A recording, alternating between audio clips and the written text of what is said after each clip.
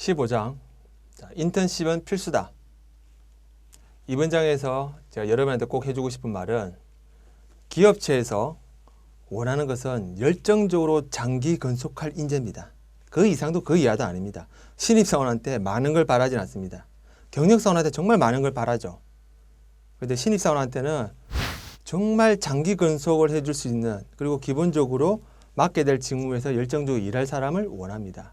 그래서 그것을 가늠하기 위한 첫 번째 단계로 동종 업종이나 동종 직무에 관련된 인턴 경험을 요구합니다. 자, 그럼 지금부터 왜 기업체에서 이런 인턴 경험자를 요구할 수밖에 없는지를 설명을 드리겠습니다. 실제 여러분 생각을 다 빼고요, 기업체에서 사람을 뽑았으면은 100명이 지원해가지고 사람을 나중에 뽑았으면은 뭐 한 10명 뽑죠. 그런데 실제 피부에서 와닿는 건 10명 중에 3명은 1년 뒤에 퇴사를 합니다. 여기 자료에 보시는 것처럼 100명이 입사 지원합니다. 그 100명은 전 당신의 회사에서 정말 열심히 일하겠다는 생각을 갖고 있는 사람이 지원했겠죠. 그 중에서 서류 통과, 면접 통과해서 딱 3명을 뽑아서 입사를 딱 시켜서 해보면은 나중에 근무한 사람이 몇 명 없어요. 실제 대기업은 한 30%, 중견, 중소기업체는 한 40%가 1년 안에 퇴사를 합니다. 제가 앞타임에 말씀을 드리셨을 겁니다. 직무라는 것은 한 가지 직무를 3년 동안 해야지만 경력자라는 소리를 들어요. 회사 입장에서는 3년을 해야지만 너 이제 이 직무에 좀 써먹을 수 있을 만한 경력자가 됐구나라고 생각하는데 1년 안에 그만두니까 거의 뭐 이거는 퇴사도 아니고 초퇴사라, 초단기 퇴사라 여기는 거죠. 그런데 그런 사람이 10명 중에 3, 4명입니다. 자, 서베이한 결과를 볼까요? 최근에 대한상공회의소에서 조사를 했습니다. 어떠한 인재를 원하십니까?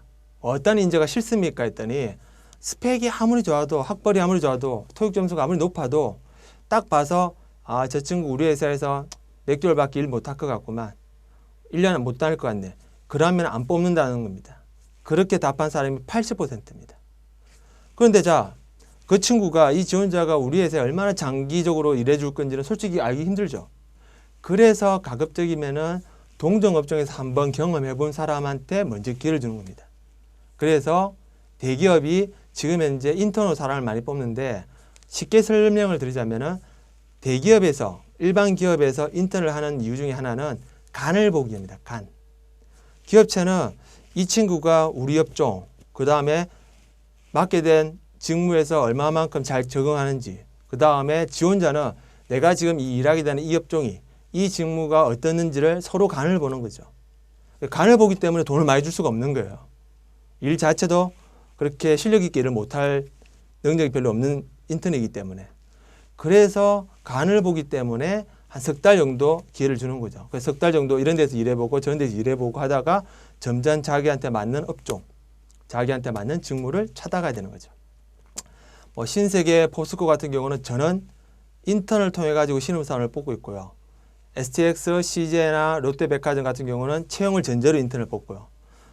그리고 점점점 많은 기업체들이 인턴에서 정규직으로 반 이상을 뽑을 걸 전제로 인턴을 뽑고 있습니다.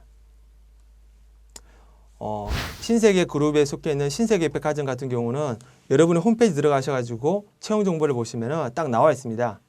우리 회사 신세계 백화점은 인턴십 수료자에 한해 가지고 신입사원 채용을 하고 있습니다. 즉, 신세계 백화점에 들어오고 싶으시면은 우리 회사가 제공하는 인턴을 먼저 밟으십시오.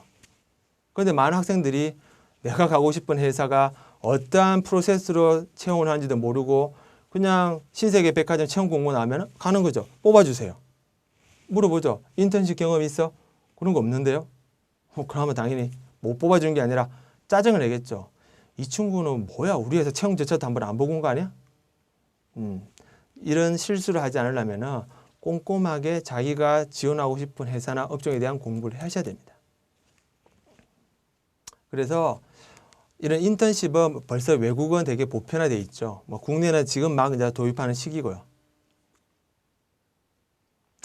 그런데 인턴을 뽑을 때도 자, 지원하세요가 아니라 직무를 정하고 지원하세요 라고 합니다. 그리고 언제 뽑냐? 3학년 2학기 끝나서 겨울방학 때나 4학년 1학기 여름방학 때 딱 2차례 대부분 뽑습니다. 4학년 졸업할 때는 인턴을 안 뽑아요. 회사 입장은 그거죠. 학교 다닐 때 인턴을 방학 때 좀 경험하거나 졸업할 때 정규직을 지원하라는 거죠. 졸업한 애들한테 인턴을 줄 만큼 여롭지는 않다는 거죠, 학교가. 그래서 명심하셔야 될 것이 대기업 인턴에서 경험하고 싶으면은 3학년 여름 겨울방학이나 4학년 여름방학이 마지막 기회입니다. 4학년 여름방학 때 인턴 하려면 채용 공고는 당연히 4월달 나오죠. 그러면은 회사에서 직무를 정해라. 직무에 관련된 경험을 갖고 지원하라. 그러면 당연히 늦어도 4학년 올라가기 전에 직무를 정하고 관련된 아르바이트라도 쌓아놔야 되죠. 그래야지만 지원할 수 있는 겁니다. 자료에 보신 것처럼 SK에너지 지원하려면 세 가지 직무 중에 하나를 선택하세요.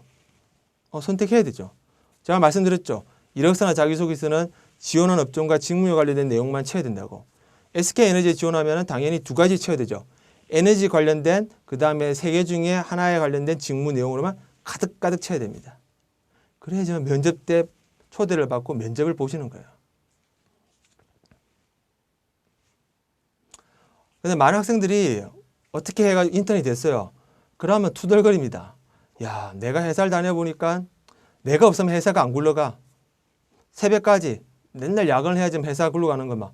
그런데 왜 돈은 85만 원, 80만 원밖에 안 줘? 그건 여러분 생각이고요.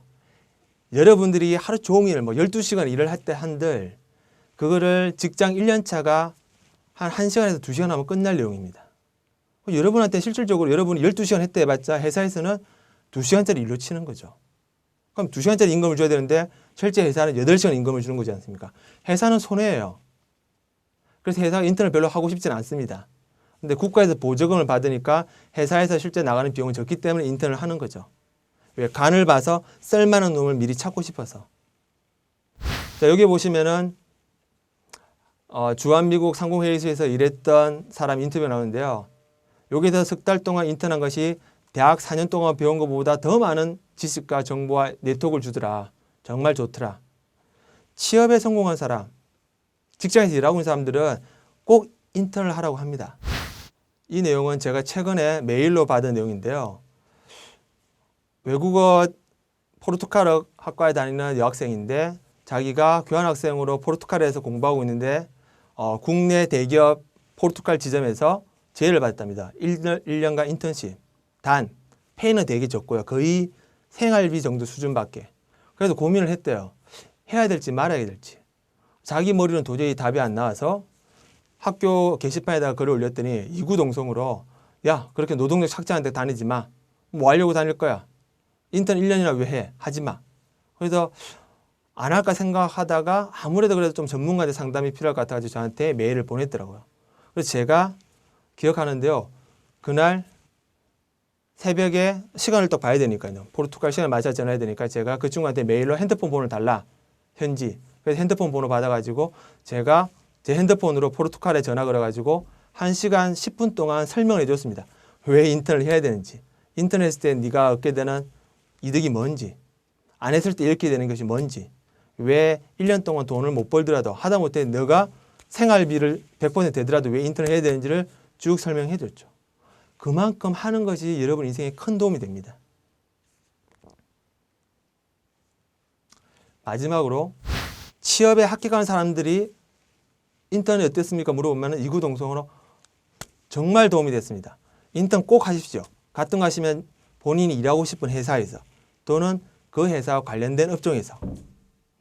그래서 여러분들이 정말 기회가 된다면 꼭 인턴을 해보시기 바랍니다. 한 가지 유의사항은 자기가 진출하고 싶은 업종과 또는 해보고 싶은 직무와 관련된 인턴이 가장 파워풀합니다.